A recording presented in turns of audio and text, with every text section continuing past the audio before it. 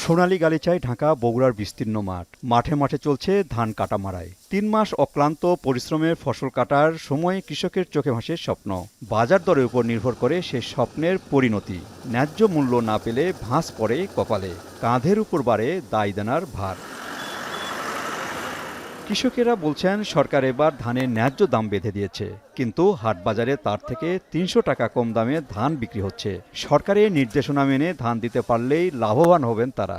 ধান গাছ হলো ১৪০০ হলো কাটারি, আর মিনিকেট হলো ১২৫০-৬০। ধান আজকে ১২৩০, ৪০, ৫০, ৮০ টাকাও লেছে। তবে ধান বেশি একটু লসের ভাগ হয়ে গেছে কৃষকের। ক্ষতি হচ্ছে, সার সবজির দাম বেশি দেখে ক্ষতি হচ্ছে। এখন ১২২০, ৩০, ৫০ ধানের ওপর বলছেন, কাঁচা ধানের দাম ১০০০ টাকা হয়। ৩ মে থেকে ধান চাল সংগ্রহ হলেও বগুড়ার কৃষকের ঘরে পুরোপুরি ওঠেনি ধান। অন্যদিকে বিরূপ আবহাওয়ায় ধান শুকাতে পারছেন না তারা। এ অবস্থায় নির্দিষ্ট আর্দ্রতায় ধান দিতে না পারায় বাধ্য হয়ে কম দামে হাটবাজারে বিক্রি করতে হচ্ছে ধান। এতে লোকসানের মুখে পড়ছেন তারা।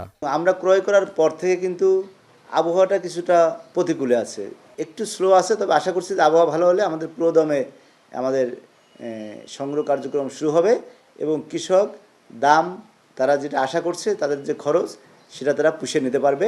বিভিন্ন জায়গায় ধার বা ঋণ নিয়ে তারা আবাদ করে এবং যখন একসাথে কর্তন করা হয়, বিশেষ করে আগাম জাতগুলো, তখন তারা এই ধানগুলো বাজারে একসাথে ছাড়ে। ধানের যে সরকারি মূল্য সেটা পাচ্ছে না। কৃষকদের পরামর্শ দিব যে আপনারা একসাথে বিক্রি না করে ধানটা শুকিয়ে এই 1 মাস বা 2 মাস যদি ধরে রাখতে পারে, আমরা নিশ্চিত যে তারা একটা ভালো ধানের দাম পাবে।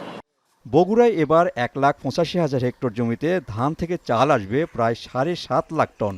সরকার জেলা থেকে ধান সংগ্রহ করবে ১৭,২৬৯ টন এবং চাল ৭২,৬০২ টন। মাজিদুর রহমান, এখন বগুড়া।